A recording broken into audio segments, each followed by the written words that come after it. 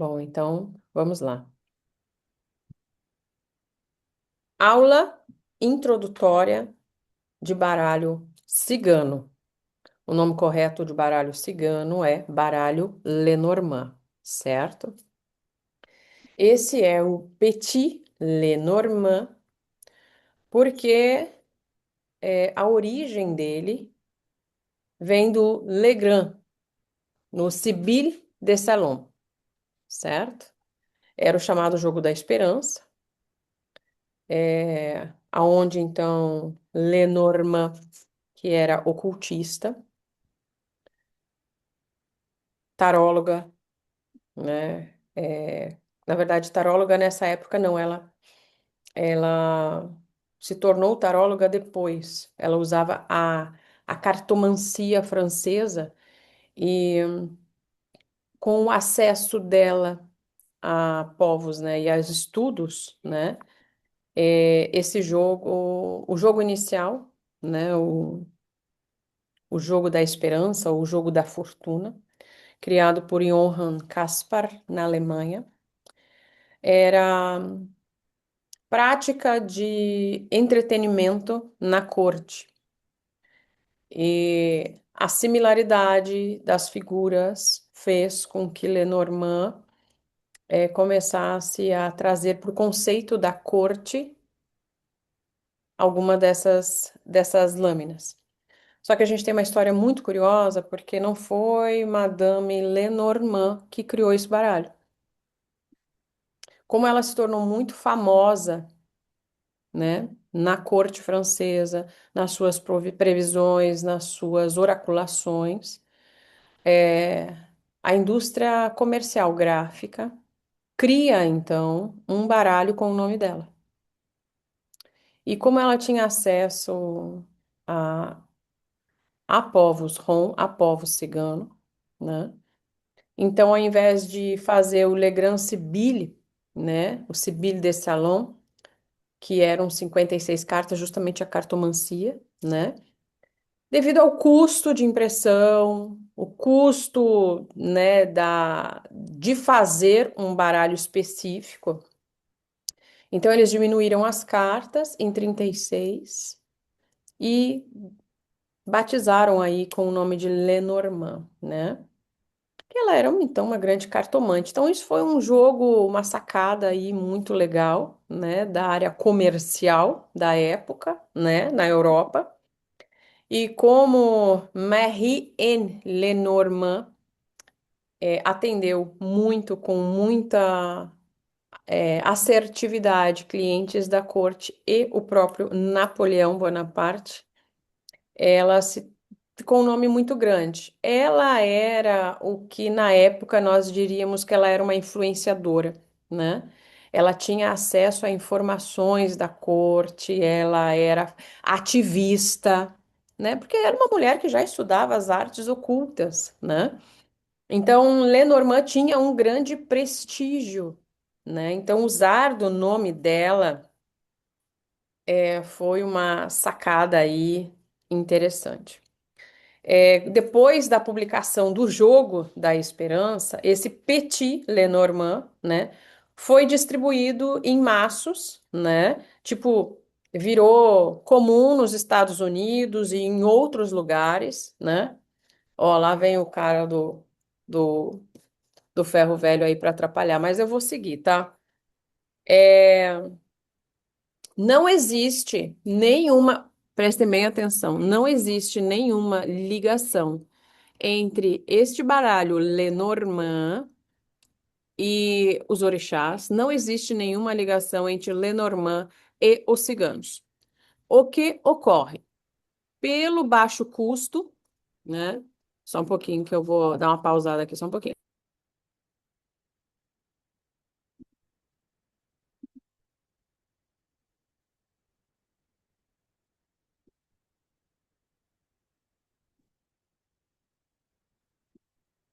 É que estava passando bem aqui na frente, tá? Pelo baixo custo, se tornou popular, certo?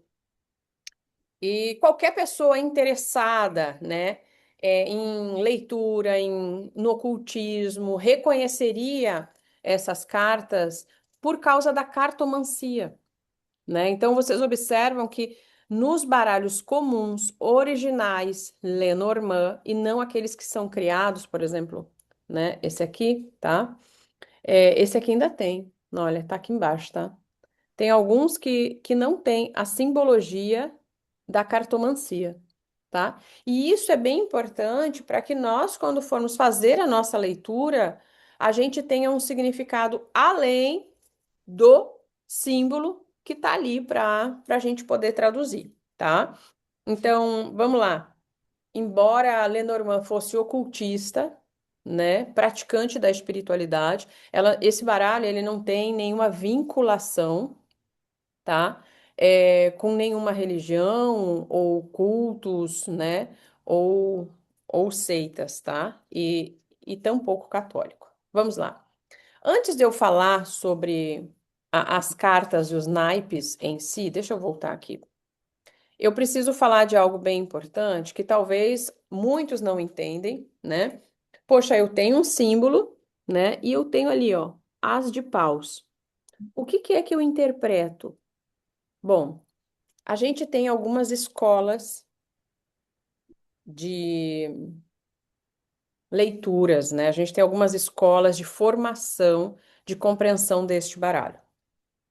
Eu, Simone, durante muito tempo estudei, né, a nossa leitura brasileira aqui. Depois eu fui estudar com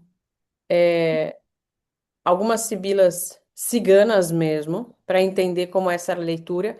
E eu entendi que a leitura delas também era baseada na leitura europeia. Então, tudo que eu vou passar para vocês é o modo europeu, mas eu vou citar em que momento a gente tem uma contração na leitura brasileira, certo? Todos de acordo aí? Ok. Então a gente precisa entender porque se nós vemos aí, né, vocês têm na mão de vocês o baralho de vocês, né? E temos aqui na capa também. Então ali a gente tem copas, ouro, paus, espadas, que é o baralho normal, né? Cada uma dessas cartas, cada um desses naipes vai carregar uma energia. E olha só, eu preciso lembrar aqui mais uma vez que esse é um curso introdutório ao baralho Lenormand, ao baralho cigano, tá? Então, como eu falei para vocês, né? Existe um outro curso avançado para terapeutas, para cartomantes, mas esse aqui é o módulo base, tá? Então, cada um desses naipes carrega uma energia que, associada, então, ao símbolo, vai fortalecer e dar uma direção no simbólico, na correspondência das cartas ali, tá? Pode ser que não tenha uma influência direta, mas ela vai ser levada em consideração e eu vou mostrar para vocês, tá?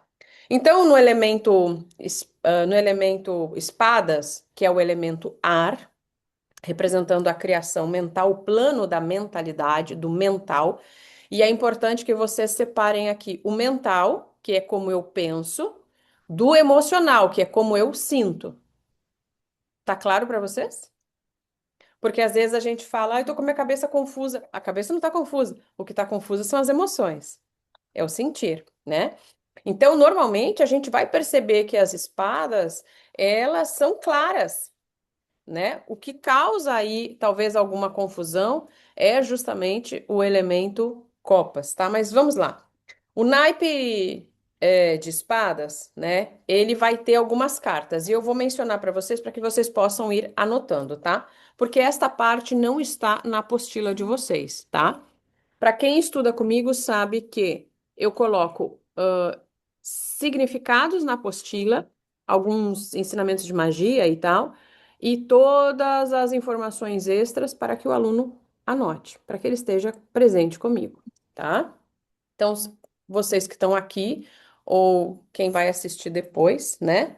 A gente vai ter naipe de espadas, tá? A gente vai ter a carta 3 que é os navios, as flores, são 9 cartas, tá? A criança, a torre, o jardim, a carta 27, que é a carta da carta, a carta da mulher cigana, dos lírios e da âncora. Olha, não é eu que estou inventando isso. Os naipes estão nas cartas, tá? Já vou dar aqui um parecer geral para vocês anotarem palavras-chave do lado de cada uma dessas cartas. Pode ser? Então vamos lá. Peço que coloquem tudo no mudo, tá? Os microfones de vocês. Navio representando primariamente movimentos, viagens, mudanças, ir e vir, tá?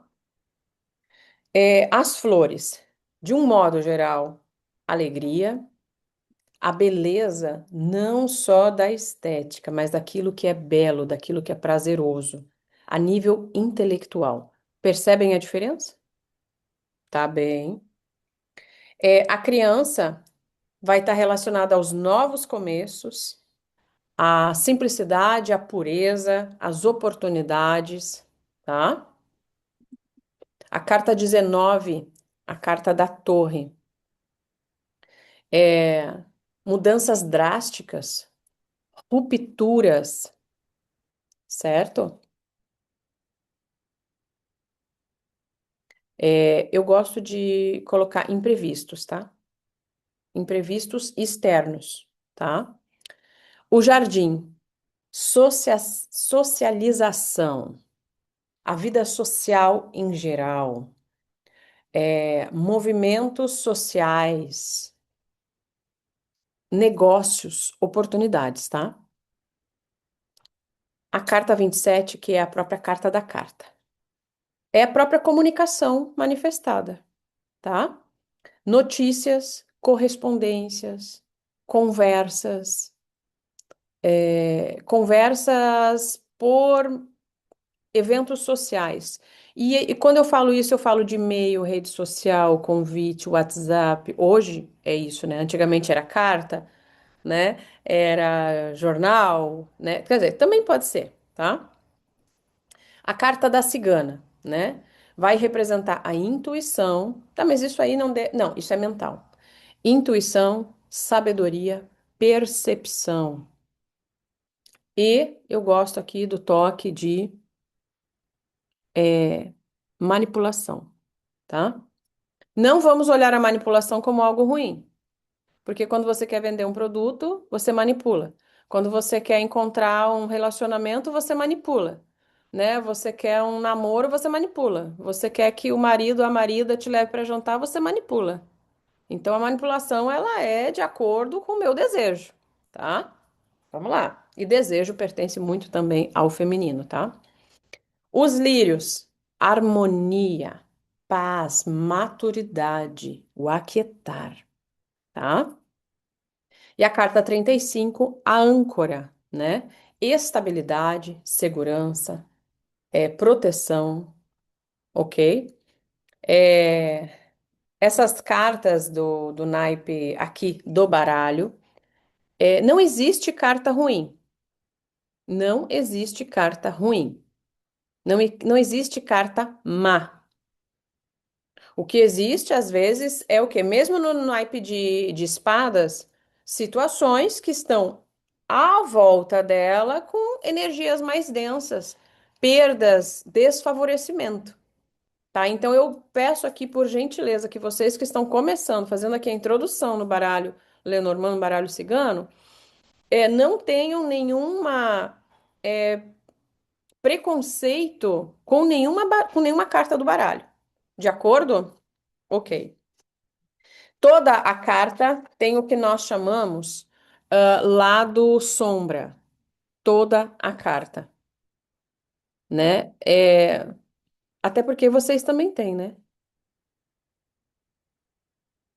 A gente não é só flor o tempo inteiro, né? Às vezes, né? Então, toda a carta ela tem a sua própria dualidade. Tá? E essa dualidade vai ser, existe um significado se a carta cai de cabeça para baixo. Antigamente existiam muitas formas, porque existiam poucos métodos de leitura acessíveis. Só pessoas que realmente trabalhavam com isso entendiam que elas podiam desenvolver os seus próprios métodos, né? De significados, né? Então havia distorções invertida, invertida, né? Hoje, na leitura, o que que nós compreendemos? É o método de leitura que vai definir se essa carta vem no seu lado positivo ou no seu lado sombra. E o que que é o lado sombra? A ausência de todo o que está explícito de favorável na carta, né? Então, por exemplo, a criança é a pureza, a leveza, a harmonia. Na sombra vai se tornar o quê? Birra, teimosia, infantilidade. Entenderam? O cavaleiro vai ser o movimento, a atitude, né? A iniciativa. No negativo vai ser o quê? A apatia, a inércia, a procrastinação. Vocês estão entendendo o que eu estou falando aqui? Tá, mas Giovanni Simone, como é que eu vou saber quanto que tá? Ah, do jeito que a gente joga. Vamos tirar duas cartas. O que que vem de conselho positivo e o que que vem de desafio? Desafio é o sombra, certo? Tá claro? Então vamos seguir. Elemento fogo. Tá, depois eu vou ler todas as perguntas, tá? Elemento fogo. É... O elemento fogo, que é o plano da criatividade, da ascensão, da conexão, da chispa espiritual, certo? Também simboliza o plano da superação e o plano da consciência, tá? Então, quando a gente fala de pausa, a gente não, vocês vão ver que dificilmente ele vai ter algo muito dogmático, né? Não vai ter tantas angústias, né? Porque ele sabe que é possível sair daquele fluxo, tá? Então, quais são as cartas que nós temos? As nuvens, que representa o mundo dos pensamentos, das incertezas, dos movimentos, né, da confusão, tá? Representando o próprio elemento aí, tá? A cobra, que vai falar de situações de é, renovação, de cautela, né? Vai falar sobre a transmutação, cura e libertação. Ouviram que eu não falei traição? Porque este é o conceito da leitura brasileira. Ah, você é uma cobra mesmo. Mas eu preciso entender que a cobra, ela não é um animal que trai. Aliás, nenhum animal é assim. Ele vai se defender, né, quando ele se sente ameaçado. A cobra, em outras culturas, representa a própria espiritualidade, o fogo, a Kundalini. E é este olhar que eu trago para cá, certo? O que a cobra pode me dizer que representa uma traição, né? É uma cegueira, porque a cobra, ela é o próprio elemento ali, né, do fogo, da sexualidade, da criatividade, né? Então, a gente precisa ter cautela sobre esse tipo de limitação da carta, tá? A carta 7, o chicote. O chicote vai nos falar de dureza, rigidez, tá? Vai nos falar de limites, punições, conflitos, certo? Conflitos por quê? Vai depender de que lado que a gente tá, né? Pode simplesmente estar no impasse e não ser conflituoso, tá? Raposa, né? Vai falar de situações onde vai exigir é, uma análise melhor, né? Uma segunda opinião. Vai falar sobre astúcia, jogo de cintura, né? Cautela, tá? O urso, também o elemento fogo, força, proteção, autoridade, liderança, posição social, né? Então o urso, abraço de urso, fala da traição. Não, fala do sufocamento das emoções. Olha quanta coisa distinta a gente tem aqui, tá? As montanhas, né? As montanhas simbolizando aí, então, é, coisas a longo prazo, desafios, certo? Situações que vão exigir mais tempo, mais dedicação, insistência, certo? O rato. Ah, esse aqui também é um outro que o pessoal fala aí de problema. Só que o rato que existia no jogo da esperança era um ratinho. bem específico da Europa, né? Um clarinho que ficava nas cozinhas, né? Era aquele que roubava queijo, sabe? Então, que é daí que vem muita, né, esse conceito, tá? Ele vai falar sobre minuciosidade. Vamos falar sério? O que de mais rápido, ágil, a gente vai ter do que um rato? Sorrateiro, né? Esse é o conceito dele, tá? Em algumas situações, ele vai ter uma outra representatividade de sombra mais densa, tá? O anel, parcerias, oportunidades, né? Negócios, tá? Compromissos, uniões, variáveis aí, tá? A cruz. Esse aqui também é um outro que tem um sentido muito diferente na leitura brasileira. Na leitura brasileira vai nos falar de sacrifício, né? De coisas duras, difíceis, né? De dificuldades, provações. Já o nosso olhar é aquilo que eu consigo alcançar com dedicação. É um caminho porque a gente fala da cruz enquanto alma, enquanto cemitério, enquanto é, destino final, né? A travessia de Jesus com a cruz, tá? Então a gente fala de um caminho difícil, mas que se alcança o quê? A ascensão, a libertação, certo? O objetivo, ou talvez uma outra forma de objetivo, tá? Então, é, paus, tá esclarecido? Depois eu vou voltar nas perguntas, tá? Vão colocando as perguntas aí. Elemento terra. O elemento terra é tudo aquilo que nos dá estrutura, que nos liga à ancestralidade, ao progresso de crescimento e expansão, existência material, né? A materialidade em si. E as- o, o possuir, né? Aquilo que temos, tá? É uma palavra muito que define, né? A terra que é os ouros, tá? Então, nessa sequência também de 9 cartas, né, nós vamos ter os trevos, né, que representam sorte ou revés. Ele é dual. Ele vai me falar de obstáculos temporários ou de uma boa sorte passageira, porque ele nada nos trevos é permanente, tá? Porque como ele é uma carta 2, né, então é aquilo que vai de poucos ainda, tá? Ele vai falar de desafios a serem superados a curto prazo e não são grandes desafios, por exemplo, como a carta da cruz, tá? Eu tô adorando de ver todo mundo escrevendo, tá? Sinceramente, tô adorando. Se puxando aí. Adoro. A carta do caixão. O pessoal tem medo da carta do caixão, porque as pessoas elas têm medo da ideia de morrer.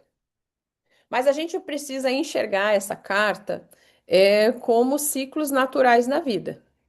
Cada vez que você acorda e toma uma decisão, a carta do ciclo tá ali, manifestada. Todas as vezes que tomamos uma decisão, renunciamos a outra escolha. E é assim que funciona a carta do caixão, tá? Ele é uma transição de ciclo, é uma mudança, tá? Então ele vai falar dessa renovação de mudanças necessárias e, na minha experiência, meus amores queridos, né, 25 anos neste caminho, né? Eu posso garantir para vocês que normalmente a carta do caixão são mudanças que nós desejamos, mas não tomamos atitude. Tá naquele plano ali do inconsciente, certo? É a carta da foice, né? O pessoal fala foice como corte, ruptura, término, decisões. Mas só um pouquinho. Como é que eu colho o trigo? Como é que eu colho é, uma fruta? Aquilo que está pronto, se eu não colher, vai apodrecer. Isso é a foice também.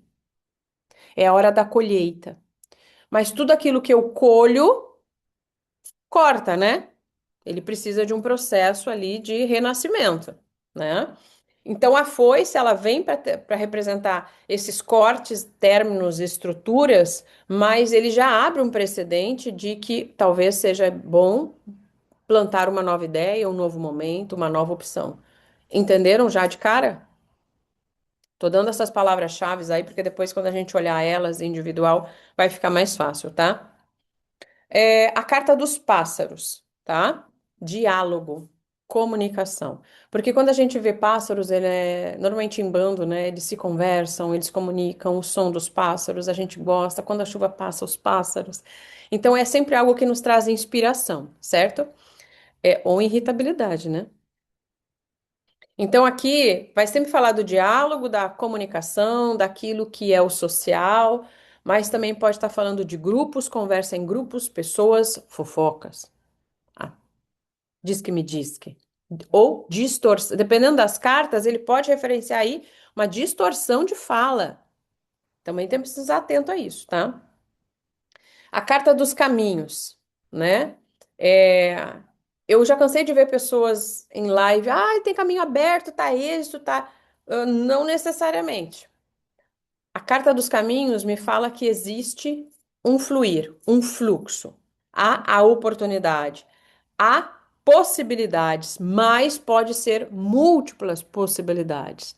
A carta dos caminhos me fala de que sim, que existe um terreno a ser plantado, né, e fecundo e próspero se a pessoa se movimenta, certo? Vamos lá então. A carta dos livros. Essa é uma carta que as pessoas elas confundem muito o sentido com a carta 27, que é a carta das cartas, tá? A carta 26 do livro, a gente precisa entender já de cara uma diferença. Eu leio com a mesma rapidez que eu leio um comunicado, um livro inteiro? Claro que não. Já começamos por aí. Um é uma notícia imediata, um aviso, um comunicado, é algo rápido, normalmente com prazo curto, certo? Os livros demoram mais tempo, precisa de entendimento, de compreensão, me fala de profundidade, certo?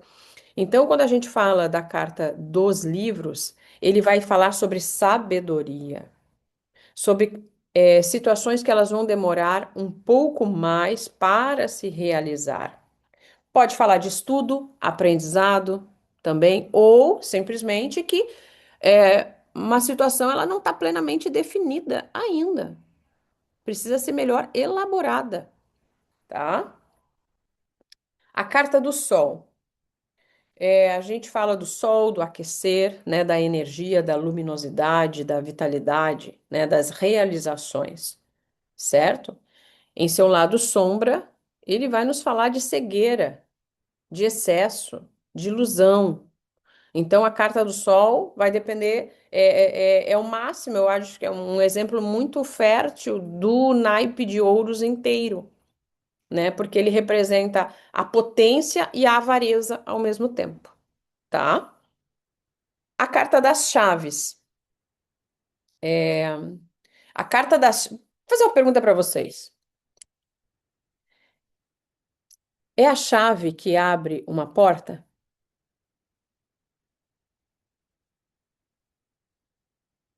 Não.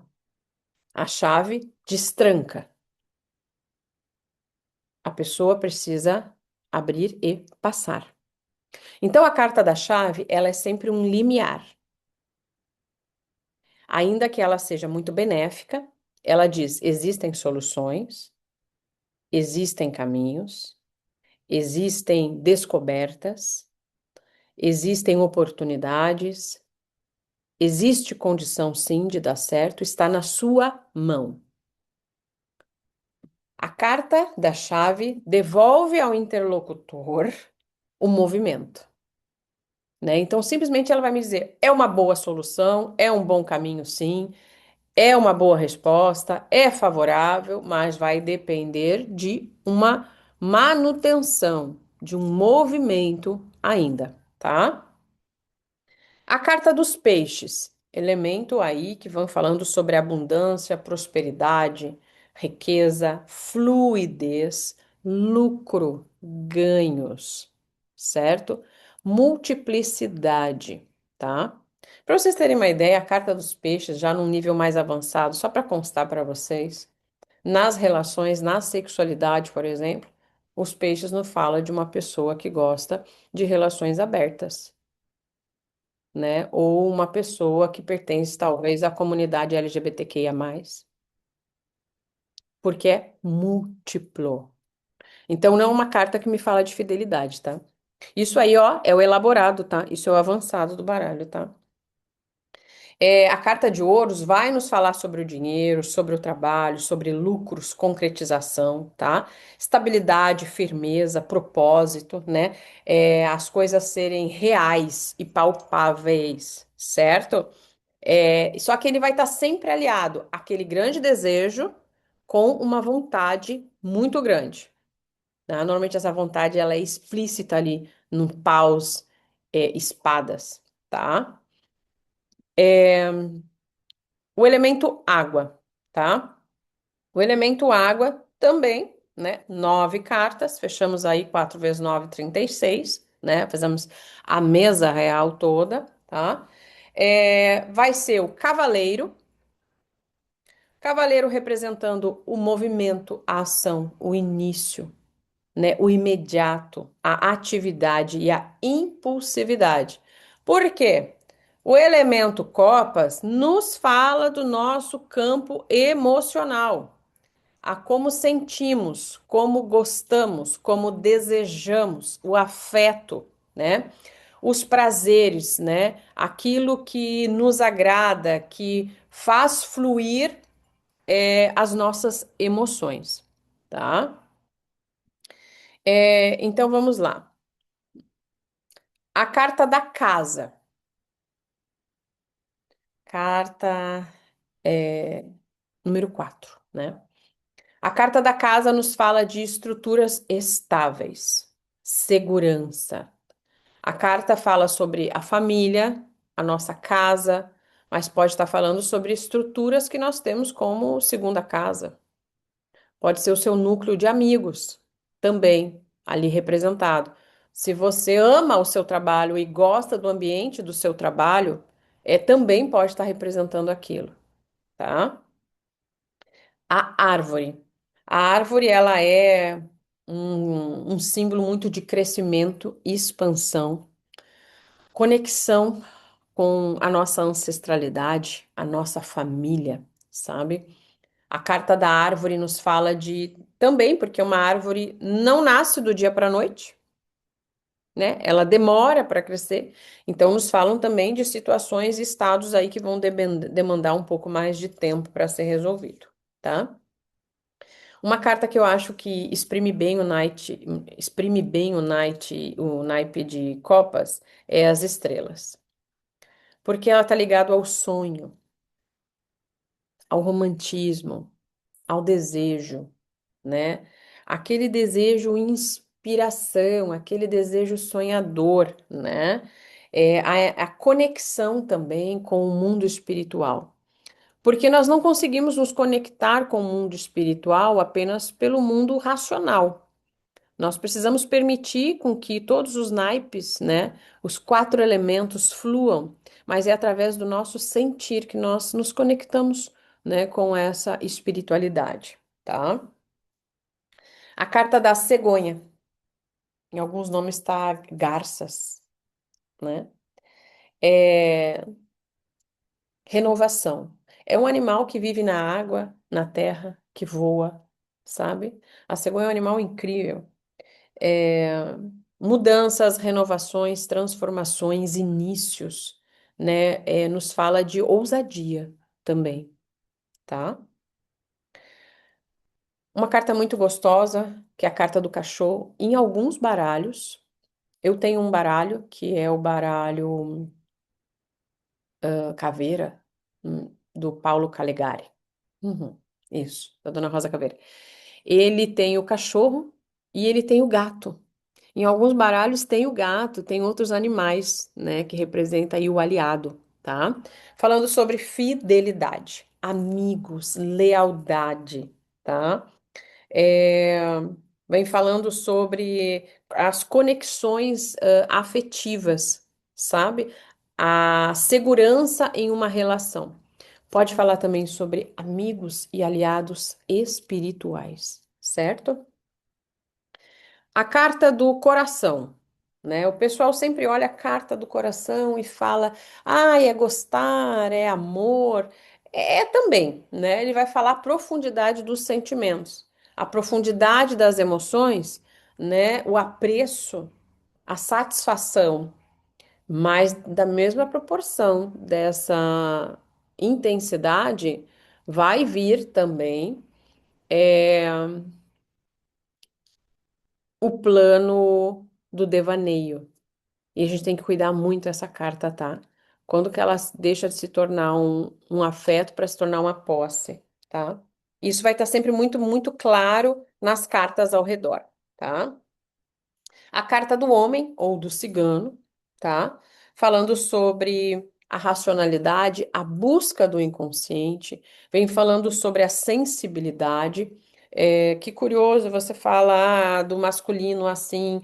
Mas esse é um lado do masculino que as pessoas não falam, né? Colocam só o homem também num estado puramente racional, objeto duro, e esquece que eles também têm o sentir. Tem a busca. Pode ser que ele não tenha, o homem não tenha a intensidade das emoções do feminino, mas ele tem, né? Então aqui ele vem falando sobre essa busca do inconsciente, tá? Fala da racionalidade, fala do pé no chão, né? Fala da energia mais ativa masculina, tá? A carta da lua fala sobre o inconsciente, aquilo que não enxergamos, aquilo que não estamos vendo com clareza, né? O mundo subconsciente, né? O nível das emoções. Ao mesmo tempo, no baralho Lenormand, a lua é a grande deusa. Dependendo da pergunta, vai ser extremamente favorável. Por exemplo, se eu faço uma pergunta espiritual, se eu faço uma pergunta de crescimento, né? Ela é favorável. Se eu faço uma pergunta material, vou comprar o carro, entende? Então, os naipes, dependendo da pergunta, eles vão ter uma intensidade ou uma fraqueza, como a gente chama, tá? É, nós vamos ver um pouquinho também, porque nós temos cartas, né, que nos fala de figuras da corte, valetes, reis e rainhas. O que que essas cartas elas vão significar dentro do nosso baralho? Elas vão expressar um tipo de comportamento. Elas vão expressar um tipo de personalidade, tá? Exemplo, os valetes, eles têm uma tendência a representar uma pessoa mais jovem ou imatura. Os reis e rainhas, pessoas mais maduras. E eu falo maduras, eu não estou falando de idade, estou falando de pensamento mesmo, né? De gerir suas emoções, tá? Quando, por exemplo, falamos da figura das rainhas, falamos de figuras ativas. Dos reis, falamos já de pessoas que já passaram por um estado da independência, se tornando práticos, com domínio naquilo, tá? Então, quando fala de reis e rainhas, estamos falando de líderes, a depender dos naipes, certo? Por exemplo, Rainha de Ouros, que eu adoro quando ela cai, nos fala do poder de gestar um projeto, uma pergunta, fala da pessoa ver esse aspecto já com planejamento, né? Rainha de Paus nos fala do estado prático, independente, sabe? É, a rainha de espadas, uma pessoa muito intelectual, né? Uma pessoa mais, eu digo que a rainha de espada ela é um pouco mais cruel, né? Mais bélica, mais fria do que, por exemplo, a rainha de copas, que vem nos falando sobre o afeto, a intuitiva, é um meio entre uma e outra, né? Ainda que tenha muita expressão de sensibilidade, de sentimento, ela também é ardilosa, né? O rei de espadas, uma pessoa com um poder de um intelecto muito grande, de um CEO, como a gente fala, tá? Me fala dessa estabilidade, tá? Da comunicação, da fala. É uma pessoa que se expressa muito bem. O rei de ouros, naturalmente brilhante, né? Uma pessoa que tem uma atração, um magnetismo muito gostoso, que fala sobre determinação, conquista e estabilidade material e financeira, tá? O rei de copas já é uma pessoa mais amistosa, né? Uma pessoa mais acolhedora, tá? Maturidade, generosidade é o que define esse rei de copas, tá? E o rei de paus é o grande homem corajoso, líder, dinâmico, determinado, né? Uma pessoa que já tem uma expertise de vida. Rainha de paus, a gente chama de a grande bruxa. E o rei de paus chamamos de o grande mago, tá? Para que vocês me entendam, tá? É, eu vou dar uma pausa aqui, só um pouquinho.